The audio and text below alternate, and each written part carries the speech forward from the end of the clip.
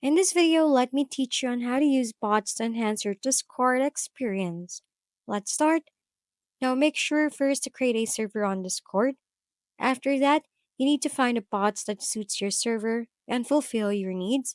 For example, let's just use Greenbot. Go to Greenbot website and then click on the invite button to invite this bot to your server. Now choose a server in which you want to add this bot. Complete the CAPTCHA verification and the bot will be added.